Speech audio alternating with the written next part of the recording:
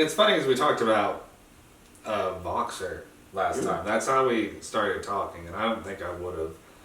I don't think this would be happening if it was not for the voice messages, because I don't think I would have been able to interact in a meaningful way without doing it through voice message first.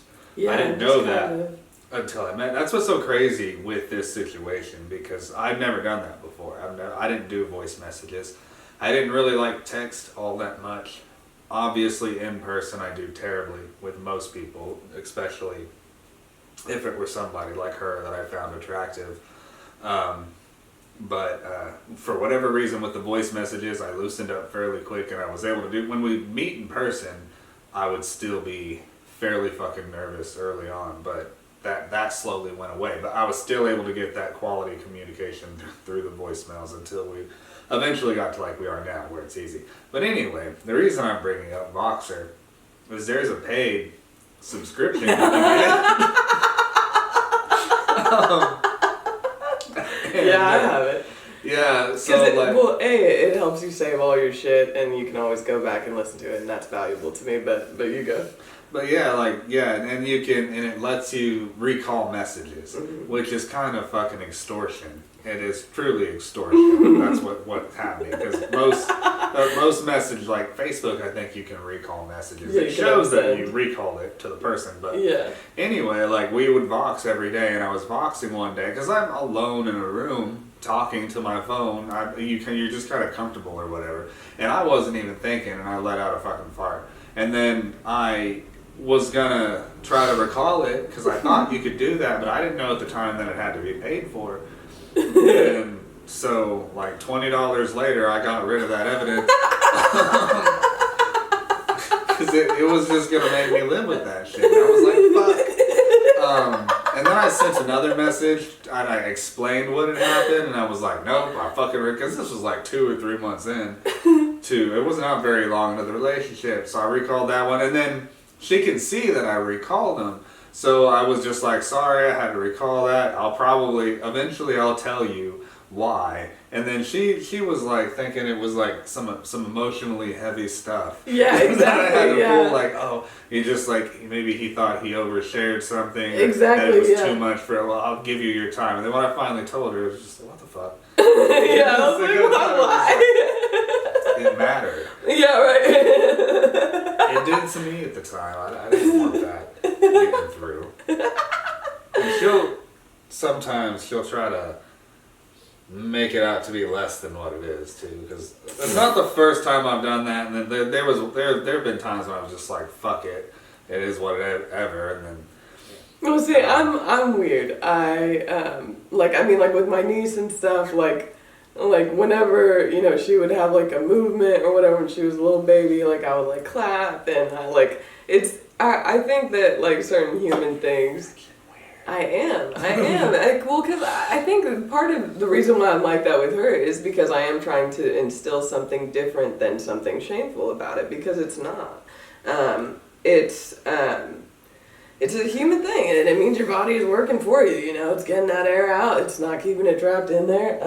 It serves its function. And like with you and me, like, I mean, yeah, and I mean, I don't know if I should say, but I mean, my dad was fairly free with all of that, growing up, and I even found it amusing, so it was like I never really had a sensitivity to it. I kind of ended up finding it amusing too. I don't find it amusing when it comes out of me, I'll say that, but anybody else, I'm like, oh, it's cute. It doesn't really very often for you. I mean, I think I've only heard it that once. I don't know. Yeah, it was literally that only time, I think. It's a little bit more rare for you, I think. But there are some times when I'm in the bathroom and you're like asleep in the bedroom, and like there will be one, and I'm like, well, okay. But yeah, and then like with her staying up all night, like, yeah, we were talking about the new relationship hiding shit or whatever. So when she first started coming over here, especially when she'd spend the night or whatever, she'd be over here for long periods of time, and you just have to hold it the whole time. Everything is scary. I don't want to use the bathroom. Normally when you might feel like you can sneak it out and it's going to be quiet and it's not a big deal, you don't feel comfortable doing that early on in the relationship. So I was holding it all the time. Yeah. And I'd go to sleep, and she doesn't fucking sleep. and I posted a little video on Facebook once about this, but she doesn't sleep.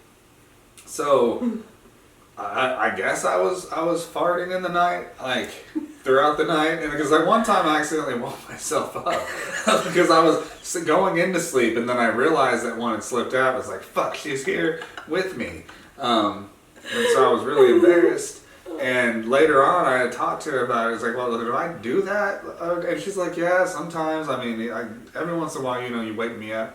And I'm like, "What? That's horrible." And then she, of course, like just now, y'all heard her little speech about how it's natural and whatever. It's like, "Oh, it's okay. It's not a big deal." It is a big deal for me. I was like, "I never farted on you, have I?" And she's like, "Yeah, you did one time on my leg." And I was like, "What? That sucks." I was like, "No, it's okay. You get a freebie. You were asleep. It's not a big deal." Again, it's a very big deal for me. It's not. Well, I mean, it probably happens in your sleep because you're holding it in all day. I know, that's what I was getting at. You're holding it. It was terrible. Now I don't think I do. Yeah, no, you don't. Okay, That's I cool, don't now. Now that we're deep in the relationship, and I kind of wouldn't care that much. But early on when it was a big deal. Oh, that's so funny. Oh my goodness. And we would fucking, and this was like both of us. I have a bathroom in my bedroom, and like when I'd have to go to the bathroom, and when she would, we'd lock the fucking bedroom door and lock the fucking bathroom door. There'd be 2 locked doors between me and the fucking girl. Yeah, I mean, I didn't do that, but yeah. I wasn't fucking wimp about it. I mean, it's cool that you did it.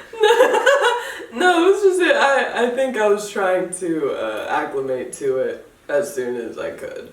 Because, I knew, like for me, I mean, I spent so much time in the fucking bathroom that it's like, if I was going to be spending, more time here or staying here, then I knew I had to get used to it pretty quick. And it's particularly because most of the time when I go to the bathroom and stuff too, you're asleep. I mean, there is no way to fucking add another door in between us, unless I come over here, which sometimes, I mean, say if I'm having one of the worst, digestive issues or whatever, I will come to this one. Yeah, I don't know, I wouldn't care as much if you were, using the bathroom. That doesn't matter. I'm worried about my own embarrassment of using the bathroom. I'm fucking weird. Like I said, I have a lot of fucking anxieties and shit. I don't like using the restroom at other people's houses either. Yeah, that can be rough for me sometimes too. But yeah, I guess y'all find out all of my loser shit. You see me, well, he doesn't talk very much, he's kind of a loser. And I was trying to do this, like I said last time, to prove my worth in the relationship. I'm cool, but I don't think it's working. I think I'm making myself sound more loserish as we go. You're scared to poop in the house with a girl. I think all of these things are very human things. I don't think you're the only person like that whatsoever. Because I was experiencing a lot of the same things. I think a lot of dudes do too. I think everybody kind of has that fear of seeming gross somehow or something by these human things, and it's just not. It's not true. It's not true to life. Life is, it's different sensations and whatever. It's a bunch of things that aren't necessarily bad things. Yeah. Fuck.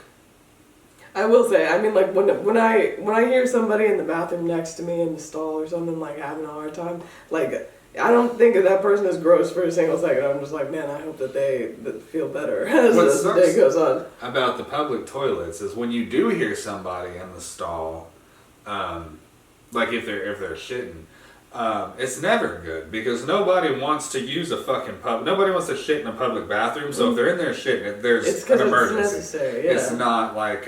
It's not so it sucks. Where I work is fucking stupid. I thought for a long time that you're not supposed to talk to people while they're pissing at the urinal, and that's not a thing there. I'm fairly fucking sure I heard that repeated lots of times. You're not supposed to talk to people. I don't want to be talked to. My dick is in my hand. And this one time, I don't like using public toilets either, but I had to fucking poop, and I went to it, and I was brave, Because like I was spending 10 hours a day at this fucking place. I had to be like, I can't just hold it in all the time. I have to do this. And I went, it was hard, but there's one time I went in there and this dude was in the stall next to me that worked there. And it's like, I sat down, it was already this annoying, uncomfortable thing, and then he's like over there, full house. And I'm like, dude, the people I work with are fucking, he don't work there anymore, but like, don't fucking talk to me while I'm in here shitting. Like, I don't know how it is for girls. Like, oh no, we talk through the stalls all the time. I mean, like, honestly, every time I'm in the bathroom at Gypsy, like, we do continue the conversation as we both enter the stalls. We just keep talking. I don't know about the other guys here. Do y'all like talking to people while you're shitting? Like, coworkers? No, but dude, but the peeing, I've gotten used to. But. Yeah. But while you were saying that, I think was it this morning? I think it was this morning where I was remembering where you were like most of the time throughout the majority of our relationship, even, I mean, up until fucking today, I would say, he'll never say that he has to poop or shit. He'll be like, I'm gonna take a long pee. And so, but like this morning was the first time where like, he was like, okay, I'm gonna do like Penelope's hair and then I'm gonna go take a poop and then like whatever. And I was like, yeah. Cause it was like the first time, you know, I was like, because I mean like for me sometimes I will just say like, yeah, I've gotta fucking go, you know, but. Welcome to the Identically Different podcast. You know, we chose that name because... okay, we're doing this. Yeah, you know, we're getting situated. We chose that name because I feel like it does actually really suit us really well. I think we share a lot of the same, like, feelings and fears and stuff, and experience a lot of the same things, and even, like, similar traumas and all this stuff, but, like... but like the way we carry ourselves in different situations or whatever is you know very different, but at the same time too, like when we are together, I feel like when it's just you and me, I feel like we mirror each other almost to a T in a lot of ways. Yeah, well, I'm a weirdo too. I can't just call her a weirdo, but it's wonderful that she's as weird as that she is. And I tend to find that some of the most endearing things. And I don't feel like a lot of people get to see the full breadth of your weirdness. Oh yeah, no. I mean, you know, like Alexis and Ashlyn are probably the main humans that do. Like my family, definitely, they know. But everybody else, I mean, they definitely see a substantial amount of weirdness, but it gets... it's more weird as time goes on. Like the better you know me, the stranger I kind of come off. And that's why I like her also. Like for me, because I feel weird to say the least. But there's not anything that she has ever shamed me for as far as, and she encourages me to be weird and do weird. Because I don't like that I do weird shit in front of her. Like, I do more and more weird shit. The longer we're together, I forget myself. I start doing... There was this one morning not too long ago where he was out here doing Penelope's hair, and Damien was out here too, his son, and like he had asked Penelope, he was saying something, and then he was like, oh, I'm being weird, and then he was like, you think Rhonda will leave me for being weird? And then Penelope was like, no, and then Damien, my boy, he was like, I think that's why she's with you. Yeah, because I stay so muted all of the time when I'm out in public, and I talked about that originally, and it's relieving to have at least one other one human in this world that I feel like I can truly be myself with. Be free in that way, man. Because being weird is fun. I mean, that's what it is to me. I mean, like it's like doing little characters and stuff in your head or talking to yourself. Like it makes life more amusing. It makes life kind of more tolerable. I think it's healthy. I think it's good. Well, I don't feel like most people would react. I don't know. Like, there's part of me that says people don't give a fuck, and they maybe would like the weirdness, but I'm like, no. I mean, y'all can stay over there. You've seen me and Adam and Ashley and Alexis. We're all doing weird character stuff all the time. We're doing, like, you know, British accents and whatever. We're being silly as hell. Like, there's really no holds barred there. I mean, and I think particularly with them and really the majority of friends that I can think of, fucking, you know, it's refreshing, honestly, most of the time to people, I think, to feel like there is like this kind of freedom, and then they can kind of lean into their silly side too. Well, I mean, as adults maybe, but like growing up, that was not the experience that I had, and so I don't tend to trust people. I don't trust people generally, which is not, I don't know.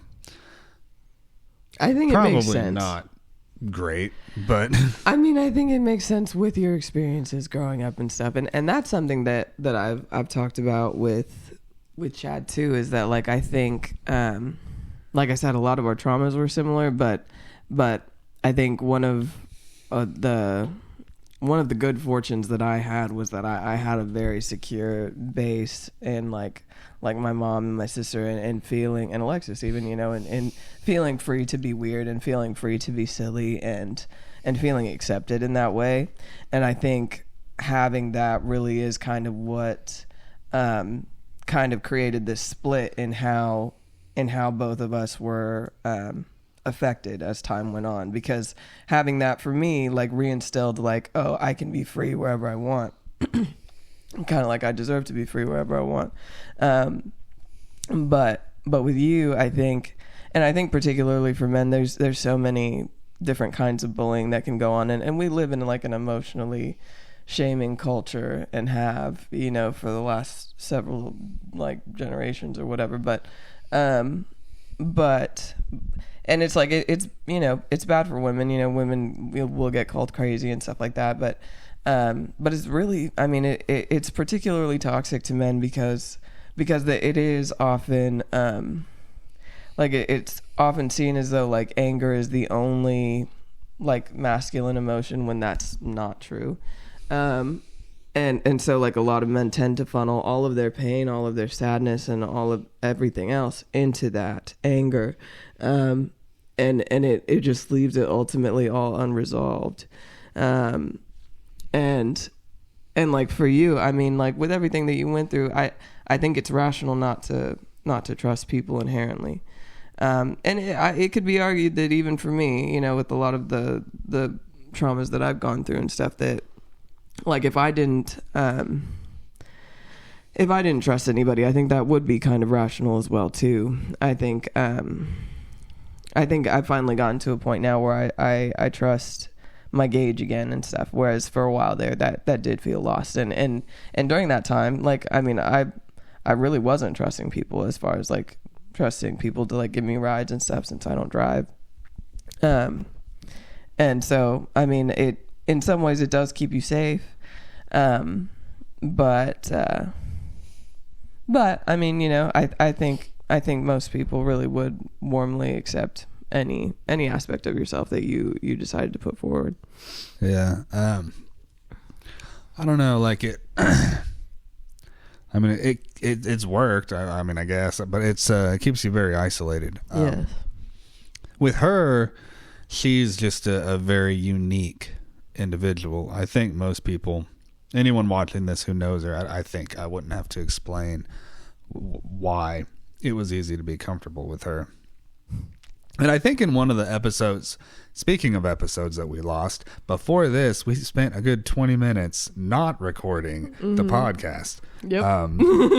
Again, we will need to make a fucking checklist is what we need to do. It's really just the two things, and somehow, so, like, I just saw the red stop button, and I thought that was it. But then, like, I got closer, and because, you know, I'm partially blind, and then I was like, that's a fucking square that's lit, and not the fucking dot.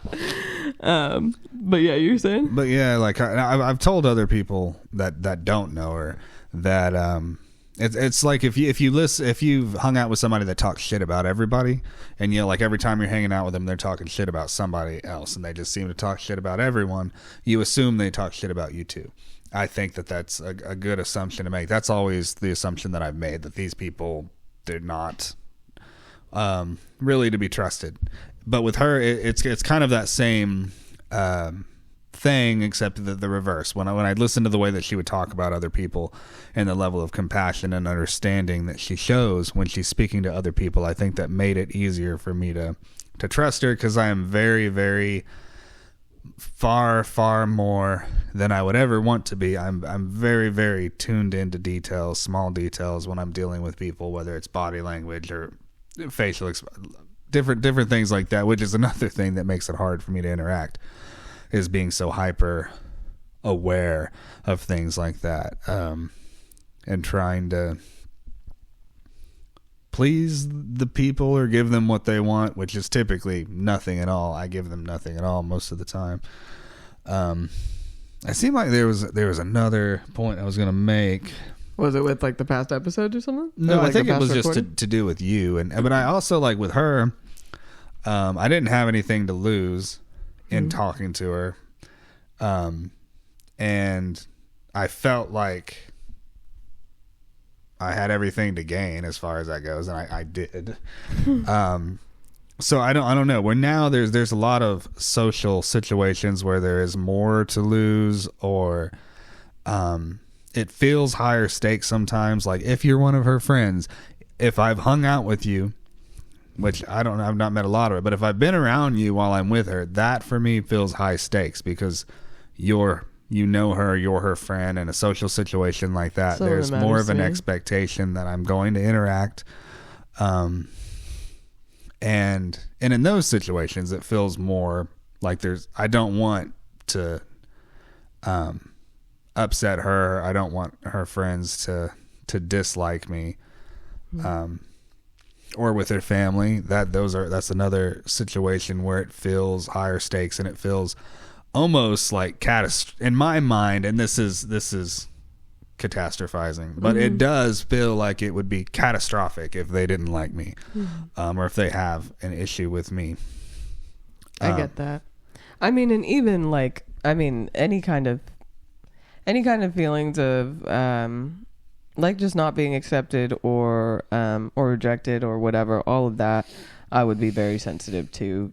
Like, I don't think anybody would really ever handle that well. And it is like something that that can stress me too. Like when I met his family, I was actually very scared. I remember like we like pulled into the Starbucks parking lot, and like right before we walked in, I started getting really shaky for a second. Then I was like, it's gonna be fine, you know, because it was that same thing of not so much I don't know, I think I was just like worried that I wouldn't be able to speak coherently or whatever, actually put myself forward in the way that I would like to, and thankfully though, I mean, like once we saw them, once I gave them a hug and stuff, like that's normally actually, you know, I mean, I think the hugs are kind of what bring me back down for a second. It's funny because like, yeah, when I gave each of them a hug, that was when I felt like I could breathe again, and that's when I stopped feeling as shaky. And then I was like, oh yeah, no, like I kind of felt the that desire to connect come forward and go past the fear. Yeah, I think that's my family having brought that up. I think that's one of the reasons I struggle to trust people. And when I say I don't trust people, it's not necessarily like they're going to steal from me or something like that. Typically, I don't believe that they like me. I don't believe. It's very, very hard for me to believe that a person likes me and that they're not, that they don't think I'm a bad person or a weird person. Or... Yeah, weird, bad. These are the words that tend to pop into my head when I'm dealing with people. But like with when she met my family, I was really excited for her to meet my family. I'm very proud to be with her. I think she's a very high quality person. But I did have fears when she met my family because I was afraid that they would pick at her, not because there's anything wrong with her, just because that tends to be the experience I've had with them, with people that they meet. And then so I gotta wonder, maybe that's why I have these fears that I do. Yeah. Because that's sort of what I saw. And looking back, it does seem like whether it was somebody's girlfriend or boyfriend or just these different people, it seems like they'd always have something that they kind of were picking at. With the person, and I was afraid they would do it. They didn't do it with her. Like she even conquered them in that way. That's a weird way to put it. Yeah. It wasn't a conquer. It was a peaceful takeover. Well, it's like if love conquers all kind of thing. I like that, I guess. You are a hippie. I accept. But yeah, I was afraid of that. But yeah, with most, and I also, another issue I have socially is that I tend to lack that. I lack the desire to socialize most of the time. With her, it's not an issue. I'm totally partially because I don't mask. I don't need to mask when I'm with her. But everywhere else I have to mask. And like I'm at work all day, and it's frustrating. They're very, it's very like right leaning, and I'm not like that. And it fucking. So there's that masking all day long, and then if I do end up having to go somewhere later in the day, I'm kind of already exhausted from doing that. Exactly, yeah. And yeah, and I mean it's pretty unfortunate that I feel like particularly with people who do have social anxiety in any direction or another, but or just have to mask, just their emotions from their workplace and stuff. Like I think it does like take a fucking substantial toll as the day goes on, and particularly an environment like that where I mean like where it almost would feel unsafe to some extent to be as free as say like I am in a place like that. And so I mean it's I mean I don't know if unsafe is the right word, but almost just a little bit more risky. And so I mean I think I mean I don't know that there would be anybody that wouldn't kind of struggle staying in that environment and then having any social battery left after masking for that long. Yeah, I mean because it's bad with anybody. It could be any or even people that aren't bad. It's just being around people is I'm constantly masking and there's tension. Yeah, there's a tension. And like there's a real physical tension too, especially in situations where I feel like I'm supposed to socialize. Mm-hmm. It's one thing when we're seeing people that I maybe know tangentially. Yes, you got the words. But with that, I can kind of write it off a little bit more. If there's people I've not met before, I don't put a lot of weight on it. But there are certain situations like with her family, with her friends. Typically, that's kind of the extent of it. I don't, like I said, I don't really crave social interaction outside of like her at all, for the most part. Yeah, I do think that for you, a lot of it is kind of, like I think having the level of intimacy and stuff that we do maybe to some extent like satisfies that need enough for you. And like it is different for different people as far as like how many people they really want to feel safe with or want to push themselves to feel safe with. Like, and even in the episode that hasn't been posted of the All Nighter podcast yet, Alexis was talking about, she was like, I could go with like 2 hugs a day. And I was like, oh, like, I was like, what? And so, I mean, I think everybody kind of just has different things for that. But with you, I think the level of intimacy that we have, like I said, and the kind of bond that we have, I think it is kind of, even for me in a lot of ways, it is very, very satisfying, enough to where, if I were to be socializing less or whatever, if I was still getting the same time with you and whatever, it does still like invigorate and rejuvenate a part of me, in a really fun way. Yeah, I mean, and throughout my life, there have been different times when I have tried to go out of my way to social interact. And over time, I realized in each of these situations, I was doing that because that's what normal people do. I'm like doing the little finger quote thing. If you're just listening, probably most of you, I don't know what the fuck you do. I don't know if anybody's even going to watch this, but because it's the normal thing to do, I have tried to force myself to socialize and stuff like that. And over time, I finally just realized that I just don't care about it in the same way. And it's frustrating because most normal humans want to socialize and they crave that. And for me, something else I struggle with is because I don't crave it.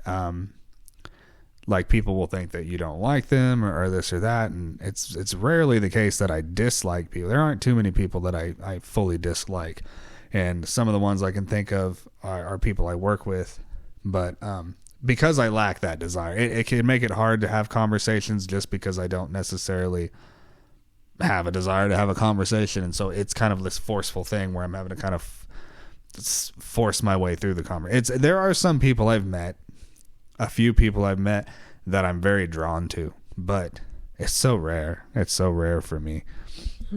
Yeah. Yeah, I think for me, I have kind of always been an oddball in that, like, I mean, I'm happy to get to know anybody who wants to be known by me most of the time, you know? And so I'm always very, very open to any kind of conversations that someone would present me with. And even like just like getting better insight into who they are. I think I kind of appreciate that. And there is a lot of like natural desire, natural curiosity, I guess, and fascination with just like how different people work, how different people process things, that even, you know, outside of, because I mean, on the social level, of course, that's kind of the most important thing, or that connective tissue or whatever. But more than that, like, I mean, I don't know. I thoroughly enjoy people's presence, and I thoroughly enjoy when I feel like someone is being like really authentic with me, and I can kind of even enjoy on an intellectual level of trying to understand, like I said, the different ways that people's minds might work. I mean, I feel, I guess there is some interest in me when it comes to the way people work, but for me, it's not out of a craving to connect or socialize a lot. It's more of just like an analytical type curiosity, as far as like kind of looking at humans and the way they behave, and what drives the different behaviors, because a lot of it. And I think that the longer I've been in therapy for fucking like 6 years or something. There have been little breaks at different points, but doing that, and I'd mentioned in the last podcast, my addictions in my early years, and I went to like different drug meetings and things back then, and you listen to the stories that those people tell. And through therapy, you kind of learn about yourself, and you learn that introspection, and you get better understanding of yourself, and it gets kind of easier to imagine why people are doing the things that they do. But I don't know. I also try to predict behavior based on what I'm seeing, based off of like the information that you've been given. And that's something too. Typically, it takes me years to get used to a person that I'm around consistently. Like at work, I mask, but I'm much freer than I was. Like it's not like After being there so long. I was essentially silent or as much as possible for like the first 3 years that I was there or something, before I finally slowly started to kind of come out. And during that time, I'm analyzing the people around me. I'm studying their behavior. I'm taking it all in, so as to be what they want me to be. And that's not good, but that's essentially how that is, or to have a deep enough understanding as to whether they're safe. If they're safe, which is rare, I don't know. Like there's really very few people that I feel are totally safe. Well, I mean, I think so much of what you were describing, as far as like getting that information and stuff beforehand, before like really allowing yourself to interact more, is like full. I mean, as far as I understand it, it's a pretty common like trauma response, because I mean, it is almost like you're trying to prevent further trauma. That's what it is, or that's how it feels to me. Yeah, which makes all the sense. Yeah,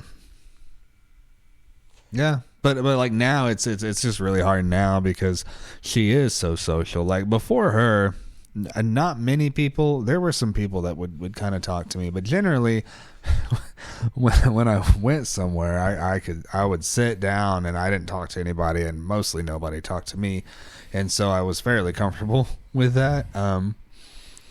But now, and even without her, like with the music, it's an inevitability. It's kind of this inevitable thing where with other musicians, and there are different musicians around town that I've gotten a little bit more comfortable with. There's still a ton of fucking masking, but and then people like, and this is cool, but sometimes people like your music and they come to you and they want to, like with the band I'm in with my brother. That there's a lot of that the first show. A lot of people, and they would like come and they'd like really like be trying to talk to you. It wouldn't be like a quick, oh, that was cool. And then but like they would want to talk to you and like get to know you. I'm terrible at that. I'm not a good band spokesperson. My brother, he's the opposite. He's very outgoing. He talks to people. He kind of reminds me of me in some ways, actually. Like, cause he kind of gets excitable too in a way that kind of can seem like outgoingness or whatever as well. But it is like, I think it is like a nervousness and an excitement. And or at least that is how it is for me. And yeah, I mean, I think like I said, well, I don't know if the pod caught that, but yeah, like I said, I think because of the secure base that I had and stuff like that, that is what allowed for me to conceptualize that there are other people that would accept me and stuff. Whereas for you, I think that notion is really hard to fathom outside of me. And I think you tend to like kind of put it down to like the kind of person that I am. And while I think that as far as like how I got to know you and stuff and like sending the voice messages and all of that, and kind of like facilitating a comfortable space in that way, I think outside of me there are plenty of people that that would react just as warmly as I do, however much you wanted to offer them, and like I truly like know and believe that is not exclusive to me in any way, but I would get to like why it would be kind of hard to fathom that. Yeah, I'm like, well, I find myself like I get defensive sometimes too, like when she talks like that about people wanting me or liking me. Mm-hmm. I don't know. It almost feels like this false promise. I don't know what it is. It's weird. It is this weird like or like a false hope kind of. Yeah, but just generally it's kind of a weird emotion that pops up that I don't fully understand. Mm.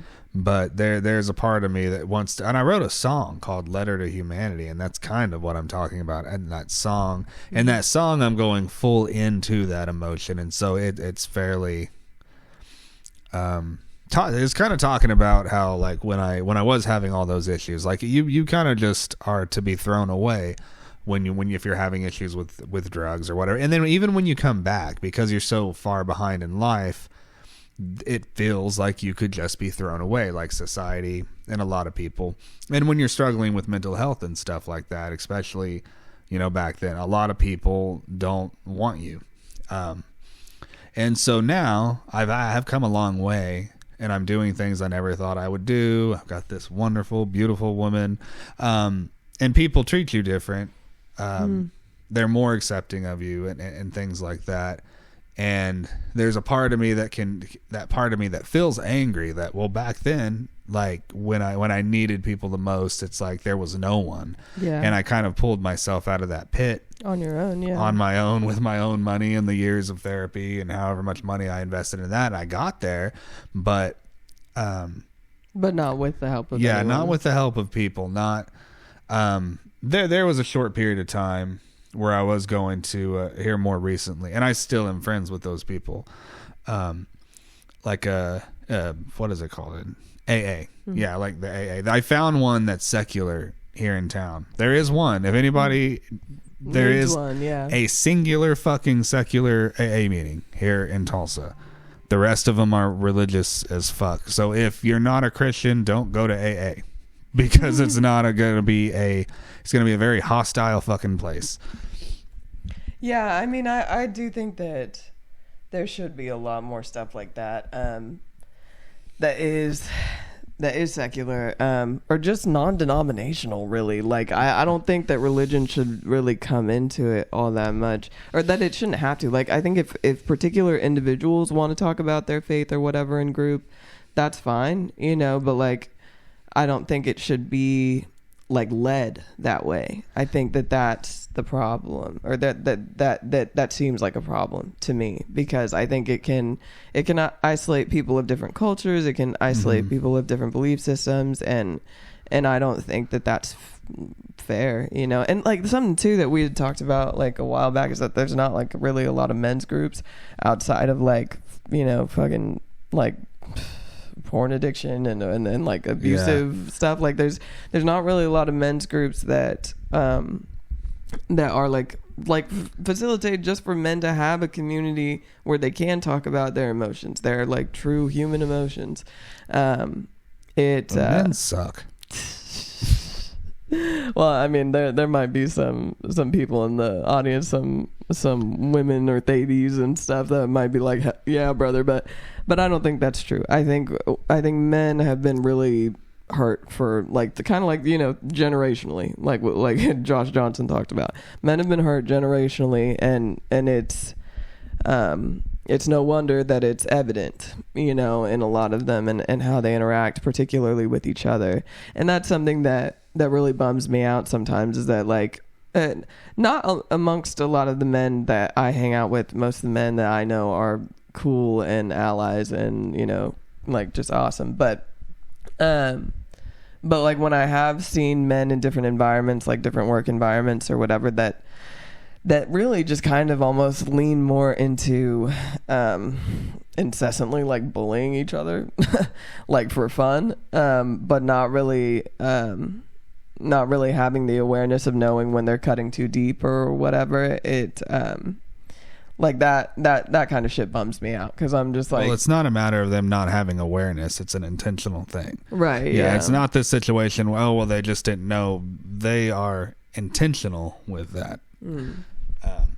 But yeah, sorry to interrupt. No, you're fine. Because I mean, I do think that there's like varying degrees of severity with different people, and like there are, I have certainly known men that are just kind of cruel, you know, and just kind of cruel or kind of bitter about different things or whatever, and you know, kind of like you've said before, like they'll talk about or talk to women a particular way, but then talk about women a whole other way when they're with their dudes, and it's like, hey, that kind of stuff is also just fucking sad to me, frankly. And like sometimes I even wonder how much of it is a posturing thing, and how much of it they truly mean or whatever. I think maybe that depends on the person too. But and see me, like I'm sure I'm an absolute headache for you in some ways, in that like I tend to lend a lot of my conceptualizations of different people a bit more charitably than maybe some of them deserve. But I do think that some of them deserve it. I don't know which ones, you know. Well, that's why this is called Identically Different. Like, these are some of our because I'm not very charitable with people at all. They weren't charitable with you, and I think that makes a lot of sense. And like with men's groups, like I almost don't, like, this is a very broad statement, but I almost believe that they can't be a good thing. Because like I've talked to her before, I've been to men's groups before, and there's always some motherfucker in there trying to like tell other people what to do. That seems to be this common thing with men's groups, is that it's less about support. And I mean, some of the people there might be, but there's always some motherfuckers in there trying to tell you what to do. And I'm not a dog to be told what to do. And even in one or like what it takes to be a real man or all any of that bullshit. Because I used to go to like Celebrate Recovery, and that was a Christian, especially within like a church type thing, because then they'll use the Bible and I'm speaking on the authority of the Bible, and then like that kind of bullshit. And then there was one I went to that was and the other dudes there, they didn't seem bad, but like the dude leading it at one point, he was saying that at some point, they'll probably be arguing amongst you or whatever. So that's whatever. That's not a big deal or whatever. And he was like everybody kind of wants to be the alpha male, like that's how it is, in the wild too, and blah blah blah. And it's like, is that what a disagreement is? Is it? We're trying to be like the alpha? Are we animals? Yeah, we're trying to get over on each other or be on top or whatever. And like you said, that alpha male is good if you're a dog. Yeah, but like if you're in the and actually that fucking wolves travel in packs. They're pack creatures. And I think that gets lost a lot. Like when people are talking about alpha males and all that bullshit, I'm like, your metaphor isn't even sound. Yeah.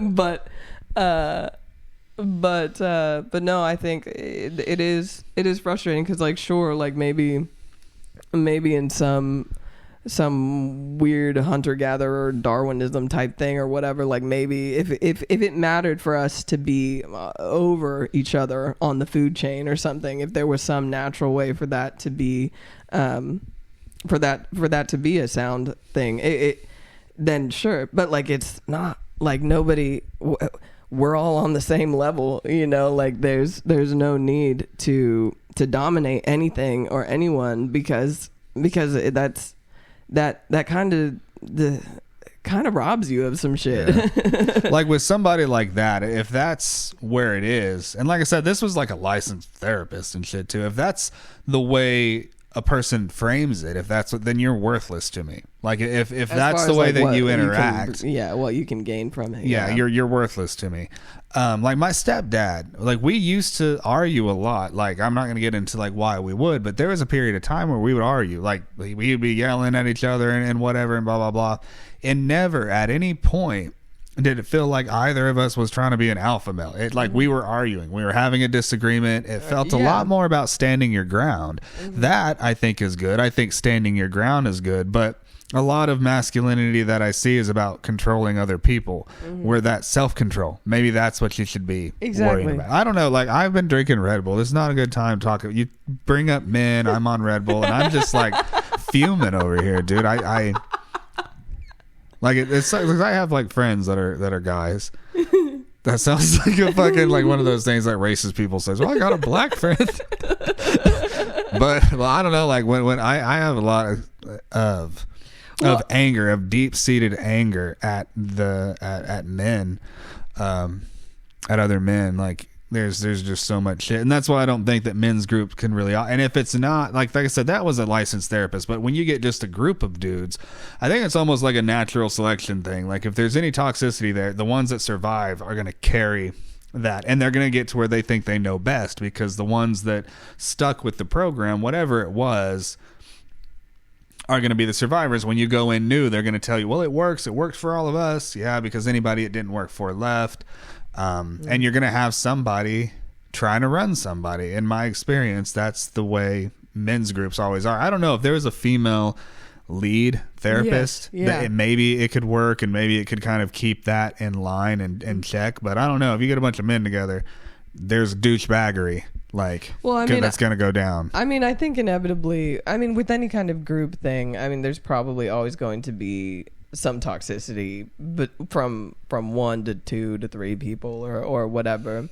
And I think that is kind of like an inevitable thing. But like you said, actually, I think having a mediator to keep a lot of that at bay, and to kind of like hold a mirror up to it and be like, this is what you're doing, and this is like how it's not serving you. Because when people do that, when people put forward that either like condescension or like belittling or like whatever, all it does is like drive people from them. It doesn't, it's not like it's not like it comes off as leadership. It's not like it comes off as anything that could perpetuate growth for either party. It comes off as something that is very stunted in my mind.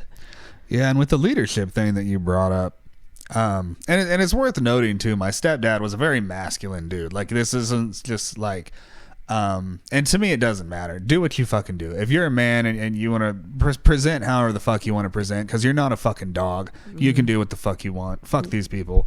I'm getting worked up. But I had a boss at Cold Storage, American Cold Storage, that used to be over there. He was a really good leader, and again, he was somebody who came off by example, as very masculine, but he was respectful. Like, he had it in him to fucking come at you if you were doing something that needed to come at you for. If a problem arose, he addressed it. Like, he had it in him to do those things, but he wasn't a cunt. He wasn't trying to, and he was the boss, but he wasn't like overly controlling people. Like, he just wanted you to do your job. He wanted you to stay safe, all of that.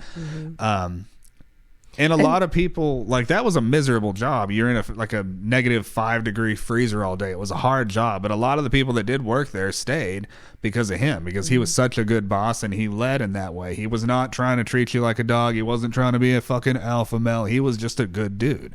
But yeah, and that's exactly what I mean by these people not being served by the way that they interact and stuff. Because yeah, like, and well, you know, we've I think everybody hears about all the like toxic masculine traits and stuff, but like that is exactly what I mean when I talk about a lot of the positive masculine traits. It's like leadership by example. It is leadership with compassion. It is, you know, like wanting to look out for either the underserved or the vulnerable. I think those are all like positive masculine traits. And I think I understand why maybe some positive masculine traits aren't really what's focused on, but I do think that there are men that need to hear about those, you know, and because I in my mind, like a good man, it all comes down to like their character and their integrity and you know, how they care for the people around them. I think that says everything about a man, and everything else that people try to like assimilate or whatever with what makes a man as far as emotions or whatever. All of that is absolute just buffoonery. Like, it's so it's so dehumanizing. Most of what some men will propagate other men should be like, and like with different manosphere talking dudes, I mean, it's like, it's like a headache and a half. I mean, hearing some of these men, and it scares me for like the kids that see this shit. Like, I mean, as far as like you know, there being like, you know, men your age or whatever seeing it, they probably have a bit more discernment as to whether or not to, you know, take these like Andrew Tates and fucking whatever's seriously. But like with fucking kids, you know, like, I mean, it's just I don't like that. It does kind of bother me a little bit that it is so so actively prevalent online, and that shit is so actively shared and stuff too. It's whack. It's so freaking whack. But yeah, that is part of why I feel like I want to see more positive masculine men actually like fucking putting themselves forward in that way, and kind of showing, like, again, like kind of showing by example, like the kind of character that actually represents like a good man. Yeah, in my experience, that's nearly doesn't exist, but I just kind of recently started getting out to places where I feel like I'm meeting people that are different from what I've known. But the vast majority of my life, the vast majority of the people I've met, men are, most of them were worthless, and they're either cruel or, like, as far as like these positive masculine traits, I don't see. Yeah, I have not seen. You didn't get them. a lot of examples of that. Now, you know, I'm meeting a lot of guys that, because we hang out a lot, like queer friendly spaces and shit like that. So I'm meeting people that aren't toxic as fuck, but, within up until like a year and a half, or like a year and 4 months ago when I started going out and performing, like everything that happened before then is pretty much fucking toxic people. Mm-hmm. That's one of the reasons why I have so much trouble interacting with people now, because it's been the painful. Yeah, especially with men in particular, too. And so it's caused me to devalue people across the board, really. But I don't know. You work on yourself, and maybe one day I won't. Oh shit. Yeah, it's still got a little bit. Maybe one day I will not loathe humanity. Well, as a whole, I can understand like why someone would carry that notion, as far as like it's like a hopeless lot or whatever. But you know, I've leaned into that tragic optimism stuff, and I do feel that that there is value and impact to everybody. Nobody is ineffectual. Nobody doesn't matter. And whether or not they're a positive or negative impact is, you know, their prerogative and stuff. But I feel like in my life, like, I mean, I have had a lot of, you know, traumatic and toxic experiences, sure. But throughout all of it, like, I have always found quality people that I did feel safe and good around, and even men too, you know, like, I mean, like, especially growing up and stuff, like a lot of the time I have always kind of been friends with dudes and stuff, and part of that honestly was kind of some I mean, like, I was really close to Alexis, and I had different girlfriends and stuff too, but I think women like after like middle school and stuff, I think started getting a hell of a lot more intimidating to me, because I was attracted to them and I didn't really know what that meant for me at the time. But yeah, I mean, like, I think that there certainly, just like you, are a lot of quality men that exist, and a lot of men that have really good hearts, and that do have a lot of those positive masculine traits. And ironically, I think those good men are a lot of the men that don't feel like they're good men. Like, I was thinking that as you were saying that. Yeah. Like, I don't particularly see myself as a good You're person. such a good man, dude. You're like the best man, and I and that is like the tragic irony of it to me, is that, like, and maybe part of why I've kind of wanted to talk a lot about those positive masculine traits, because I think that there are probably men that need to hear, like, it's not about, you know, fucking, like, how well you talk to women, or it's not about how you get one over on somebody else and posture yourself higher than them. It's not about how much money you make. It's not about you know, not having fucking emotions, not crying. It's about like really putting your heart into what you do, putting your heart into the people around you, like, really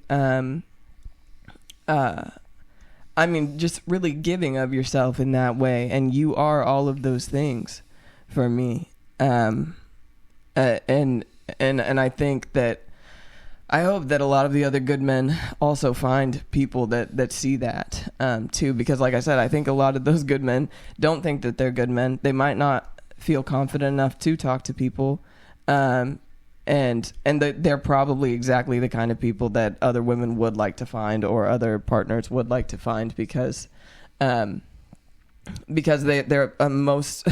most people that are, you know, if they are attracted to men or whatever, they're probably sick of all the toxic shit. They're sick of all the dick pics and the hey babies and the whatever, and they just want somebody who talks to them like a human and feels real and sincere. So, like, you know, homies out there, like, just don't give up hope, okay? Like, and you know, just if you're a kind person, like, that will, I try to believe that ultimately that will serve you one day. And I mean, for me, I mean, even if it didn't ultimately serve me, I think, like, being kind to people is what feels good to me. it's like the only thing that feels good. I don't know that like even if I feel like I'm being like short with someone, or like actually even like just like not very responsive, like say because I'm feeling bad or something, I feel so bad about it because I worry that they are kind of perceiving it similarly, like maybe I don't like them or something. But typically if I'm ever like that, it's like there's normally some bodily shit going haywire in me or something. Because it's rare that I am tight-lipped. But yeah, it's I hope that one day you do feel like a good man, because nothing that you've done throughout our relationship has given any notion in any other direction. Well, I feel like last episode was funny and this one's not. This is not like somehow we pulled the trauma out of Chad. We gave him Red Bull, got him all like fucking geetered out of his head, and then like we're gonna start talking about men. Oh man, what's crazy is that like the first half hour, the first 20 minutes of this that we recorded, it was absolute silliness. Yeah. It was absolute silliness. And you know, I like I told you, I don't think that people necessarily come to podcasts for a specific tone or a specific mood or like a specific topic. I don't for me that's not true most of the time. I mean, maybe like, you know, Alexis has her crime podcast and stuff, but most of the time I think what people end up staying for will always be personality. It will always be dynamic. It will always be chemistry. I think people listen to people that they feel like they would want to hang out with, you know. They're not going to hang out with me now because I said men are bad. No. They're going to be like, he's a... Well, I don't think it's mean. No, I don't think it comes off that way. I think it comes off as like men have been mean. That's more what you're saying. Men have been mean. On an individual level, I don't tend to feel a lot of these things, but speaking broadly, I do. And like when it comes to men's groups, I was kind of thinking about maybe that would be good, but yeah, like kind of what I said earlier, I feel like they're not good. I feel like they're not good. Perhaps I mean, there is like value to potentially talking with other men who've dealt with these things before, but you get, I don't know, you'd have to maybe vote or something. Maybe I should start one, and as soon as I see somebody trying to tell somebody, you give him one strike. Or like give him one chance, and then if he does it again, get the fuck out of my group. Yeah. You're kicked out. I don't want you. That's not what we're here for. Well, yeah. Well, I mean, I don't think that should. I mean, there's another kind of tragic irony there that would even be a part of any therapeutic group, because it defeats the purpose. I mean, if it adds another element of bullying into it, you know. Like with that one group, like the other dudes in that group, they didn't seem like they would be like that. They just didn't seem like those type of guys. But the dude that led it, like I don't know that he would have bullied anybody, but the way he was framing shit was toxic. I think that the alpha male bullshit is just bullshit. Yeah. Like the idea that being a man means getting on top of other men, and like. If you're into men, that's cool. Yeah, exactly. I think that's fine. I think that if you're a man and you want to get on top of other men. Yeah, but if it is in the metaphoric sense. Visuals.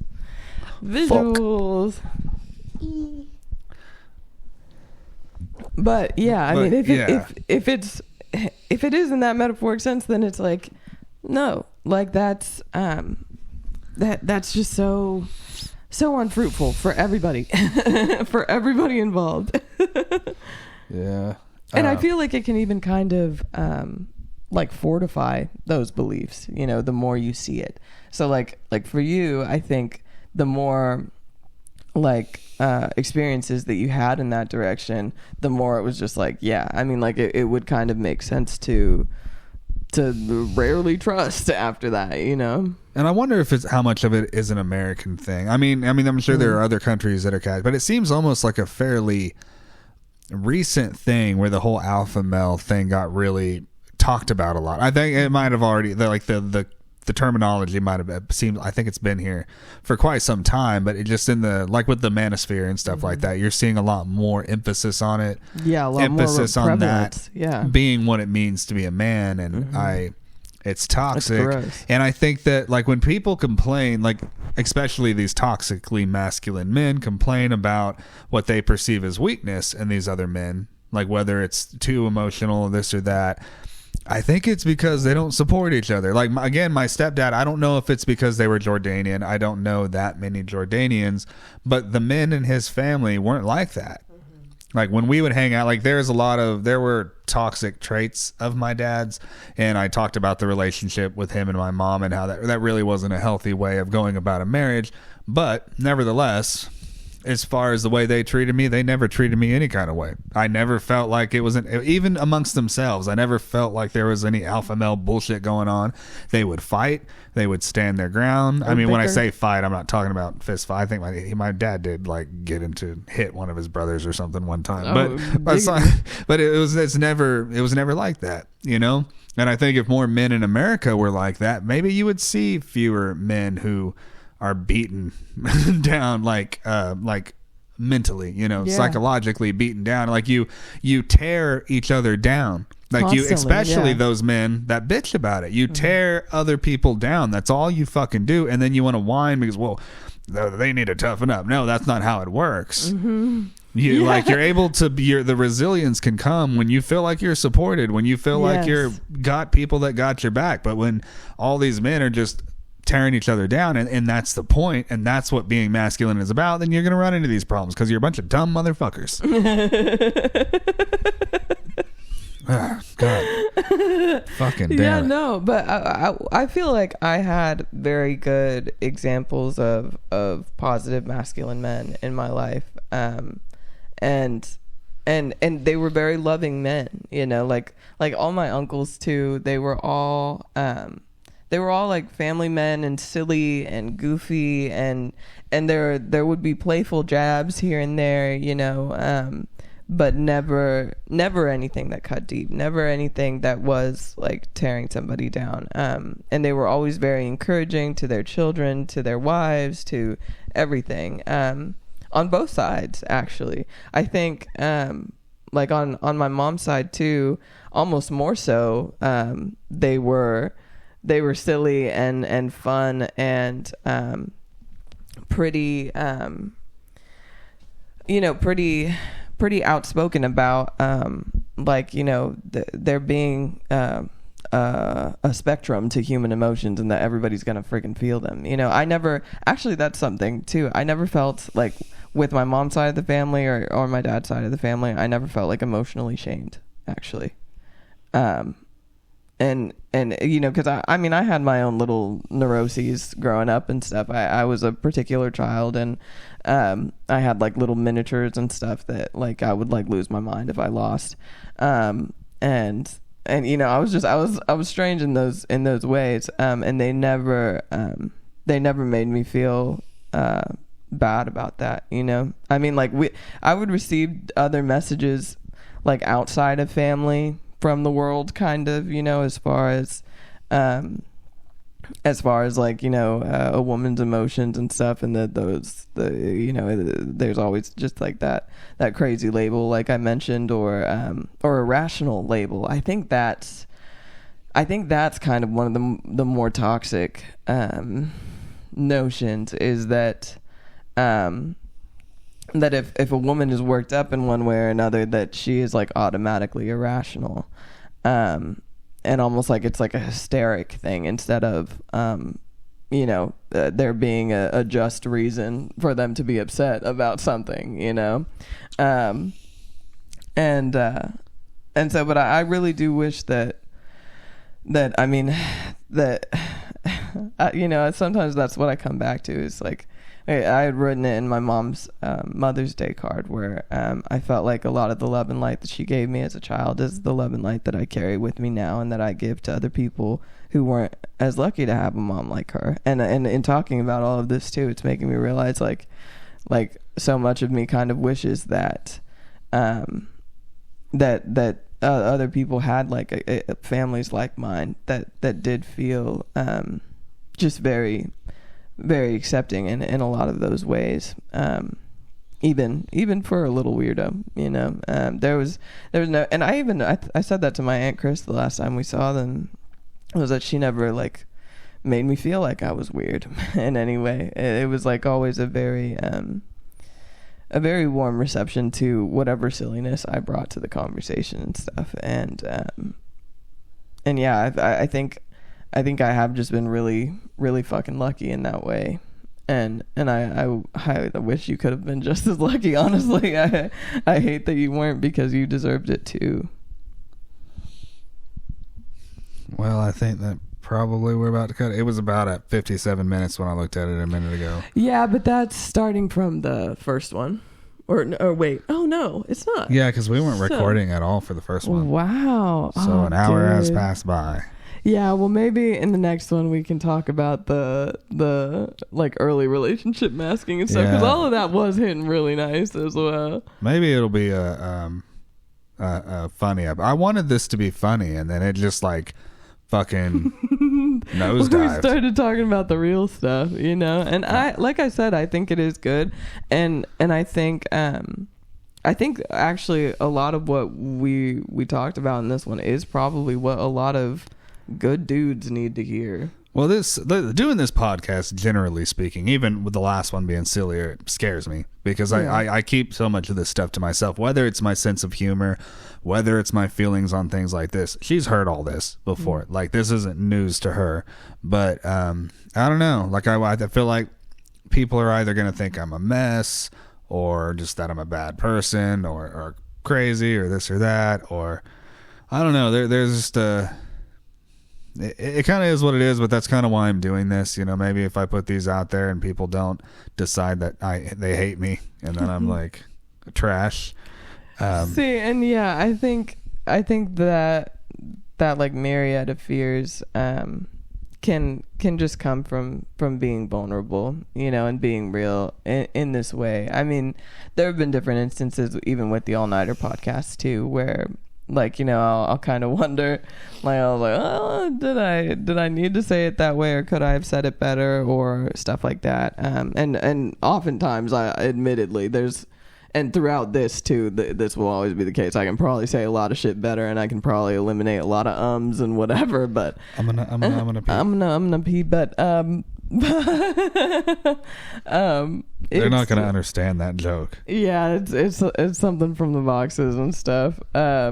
But I truly don't think that that any of that it would be true. You know, because I mean, just like how I feel with you and stuff. Like you said, I know all of this, and I don't see any reason why anybody would feel any of those ways. I think I understand why those fears exist for you, given like your life experience and stuff up to this point. But with a lot of the people that we know, I think they'll kind of cheer it on, you know, seeing this kind of side to you, you know, too. And because it is a very vocal, like, part of you, you know, that they don't get to see that often. Yeah, if we get into like the shit going on in the country, you'll hear a lot more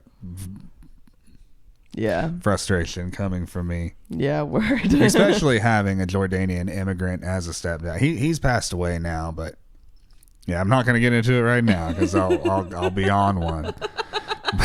But yeah, like if I guess I'll encourage people to comment. I am curious about the comments. They say it helps the algorithm, but that's not exactly what, because I don't necessarily I just want feedback. Yeah, I wanted to know. In the last one, I wanted to know what people thought about Charles Manson, if he really was the most important hippie. And then this one, I'm kind of curious what other people's thoughts are on the things I've been bitching about for the last hour. men and, well, and I mean, everything, or if you think I'm being unreasonable, or if it just helps, because I wonder if there are other men out there that feel this way, and then maybe if we find each other, exactly, and that's actually what I'm saying. form a gang and then beat the shit out of all these other dudes. No, hey, whoa. no, we're not gonna. No, that's becoming part of the problem. I don't know. We beat them up and put them in cages. We ain't gotta worry about them anymore. Oh my god, dude. But no, I do actually think that that is exactly what this could be. I think you probably are voicing a lot of things that a lot of good men probably feel, because I think honestly, good men are targeted by toxic men. They are. That's it. That's the experiences that I've had. Yes. That's why I have very little mercy for those people, and I'm fine beating them up and putting them in cages. Like you're like, oh, that's bad. That's no. I mean, I think some of those people. I think the world would be better. I mean, some of these people that I met, like there are some specific people that would be better. I mean, the world would be better if they were not in it. This is maybe the most apt way that I can put it, is that like I ain't about any like dehumanization per se in that direction, but I mean, throw them all on an island and let them fend for themselves if that's really how they want to live their lives by this natural selection bullshit. Then sure, yeah, let them let them do that. But outside of that, it's like that's kind of the most reckoning that I can conceptualize as being fair enough for them, because I do think that would be the only just thing in my mind. I think it is. I mean, because it's like, then I guess you're going to fully commit, brother, and see how it goes for you. But I mean, honestly, and in that instance, maybe somehow if they didn't have fucking any resources or whatever naturally, maybe they would actually start to work together to pull some shit off to survive if they were forced into a situation like that. Because the thing is that you as a species, humans in particular, we need cooperation to survive. It's a silly thing. It is, but indeed. I am very pessimistic. I don't really expect things to get better. Yeah. Way. It's just like with Alexis too, you know, that was like one of my favorite parts of that Old Man Ron clip, you know, that Ashlyn and I were doing, where we were just like fucking we're like, just fucking respect each other, love your fellow man, goddamn, and like all that shit. And Alexis was like, they won't. Yeah, I mean, and then Ashlyn was just like, fuck. In fact, it seems to actively be getting worse. Yeah, especially with the toxic masculinity. It's like they brought it up, but a lot of people are dumb when they hear toxic masculinity. They hear masculinity is toxic. Exactly. And like I was saying, like if you have a fruit like an apple and oh well, this apple is rotten. People don't think every apple in existence is rotten. No, this particular apple, this one right here, is rotten. Like a rotten apple. When you say that it's a rotten apple, you're not saying every apple is rotten. But people, they don't differentiate. I don't think they have no interest in understanding in that way, and they are very happy with. It's funny though, like to close out, here in Tulsa, there's some fucking men's clinic. And if you listen to the regular... What? Oh, no. Keep going. Yeah, I know what you're going to say now. Like, if you listen to the normie radio stations, then it's just like normal men's clinic type shit. But they are toxic as fuck to the conservatives. Like, the conservative radio stations were like Rush Limbaugh. Like, they used to listen to that shit at my fucking job. And them commercials are fucking... terrible. They are just like straight up bullying. Yeah, they're like you worried more about how your woman's shoes look with her dress. You need to come down here. Are you confused about your gender? Yeah, like really like egregious shit. I mean, and it's fucked up because I had to listen to it. It's fucking irritating because they're toxic as fuck. But at the same time, it's a little bit funny because these conservative assholes are the ones that push it, and they're getting bullied with their own shit. Yeah. Yeah, and that's the thing, like, with a lot of these manosphere dudes, too, is that, like, it's not like they're, like, encouraging the guys, really, in any, like, healthy way. They're just, like, absolutely, like, you're not good enough, and you'll never be good enough unless you do X, Y, and Z that I do. And it's just, like... And then, like, I work in and I'll kind of preface this by saying, kind of like with, I'd said earlier, you present however you present, it doesn't matter. But if we're playing that game, the masculinity game and whatever, like I work in a warehouse, it's fixing to be in the 100 degrees, a little bit later on. It's kind of getting to that season where it's getting warm. I'm going to be out in that. I'm out in the fucking snow and the freezing cold when it's like that. Because I work in a pipe yard, so we're kind of in and out of that shit all day long.